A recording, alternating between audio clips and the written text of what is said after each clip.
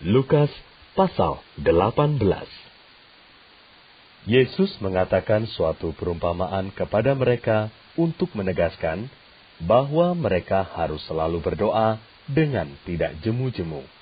Katanya, dalam sebuah kota, ada seorang hakim yang tidak takut akan Allah dan tidak menghormati seorang pun. Dan di kota itu, ada seorang janda yang selalu datang kepada hakim itu dan berkata, "Belalah hakku terhadap lawanku." Beberapa waktu lamanya hakim itu menolak. Tetapi kemudian ia berkata dalam hatinya, "Walaupun aku tidak takut akan Allah dan tidak menghormati seorang pun, namun karena janda ini menyusahkan aku, baiklah aku membenarkan dia, supaya jangan terus saja ia datang dan akhirnya menyerang aku." Kata Tuhan, "Camkanlah apa yang dikatakan hakim yang lalim itu. Tidakkah Allah akan membenarkan orang-orang pilihannya yang siang malam berseru kepadanya? Dan adakah ia mengulur-ulur waktu sebelum menolong mereka? Aku berkata kepadamu, ia akan segera membenarkan mereka. Akan tetapi, jika Anak Manusia itu datang, adakah ia mendapati iman di bumi?" Dan kepada beberapa orang yang menganggap dirinya benar dan memandang rendah semua orang lain, Yesus mengatakan perumpamaan ini. Ada dua orang pergi ke bait Allah untuk berdoa. Yang seorang adalah Farisi, dan yang lain pemungut cukai. Orang Farisi itu berdiri dan berdoa dalam hatinya begini, "Ya Allah, aku mengucap syukur kepadamu, karena aku tidak sama seperti semua orang lain. Bukan perampok, bukan orang lalim, bukan pezina, dan bukan juga seperti pemungut cukai ini. Aku berpuasa 2 kali seminggu. Aku memberikan 1/10 dari segala penghasilanku." Tetapi pemungut cukai itu berdiri jauh-jauh, bahkan ia tidak berani menengadah ke langit, melainkan ia memukul diri dan berkata, "Ya Allah, kasihanilah aku orang berdosa ini." Aku berkata kepadamu, orang ini pulang ke rumahnya sebagai orang yang dibenarkan Allah, dan orang lain itu tidak. Sebab barang siapa meninggikan diri, ia akan direndahkan. Dan barang siapa merendahkan diri, ia akan ditinggikan. Maka datanglah orang-orang membawa anak-anaknya yang kecil kepada Yesus, supaya ia menjamah mereka. Melihat itu, murid-muridnya memarahi orang-orang itu.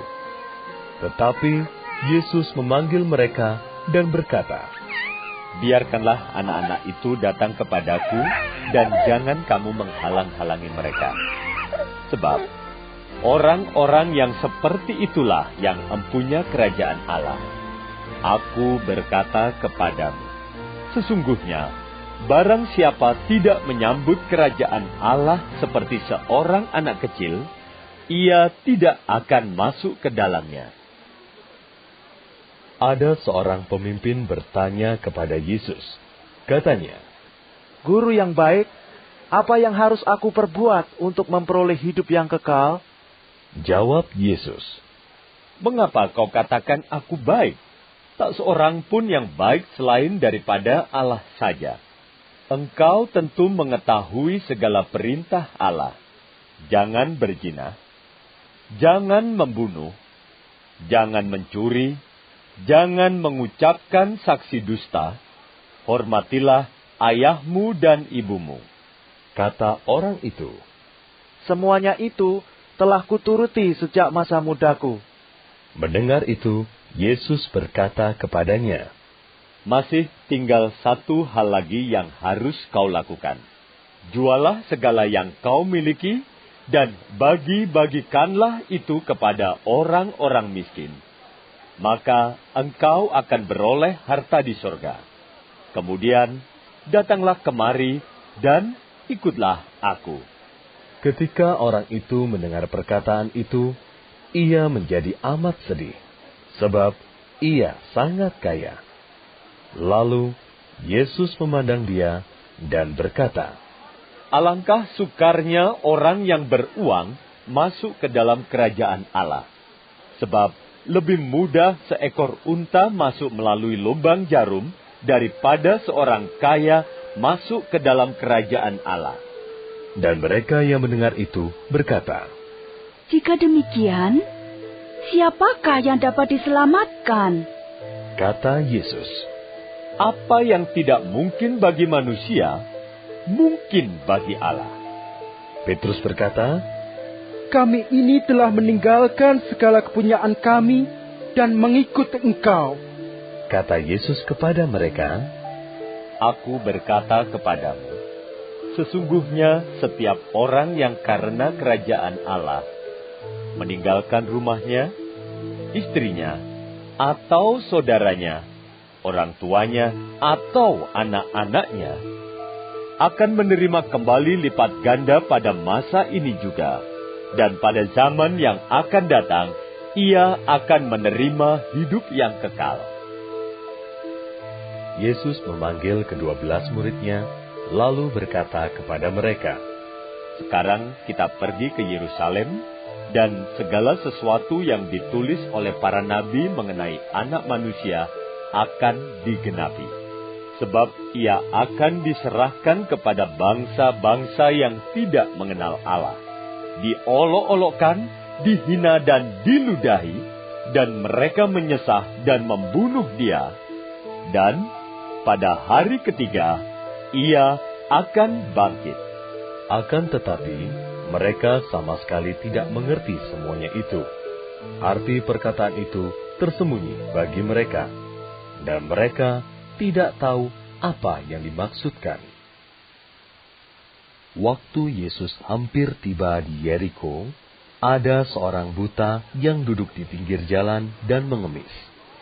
Waktu orang itu mendengar orang banyak lewat, ia bertanya, Apa itu? Kata orang kepadanya. Yesus orang Nazaret lewat. Lalu ia berseru, Yesus, Anak Daud, kasihanilah aku. Maka mereka yang berjalan di depan menegur dia supaya ia diam. Namun semakin keras ia berseru, Anak Daud, kasihanilah aku. Lalu Yesus berhenti dan menyuruh membawa orang itu kepadanya.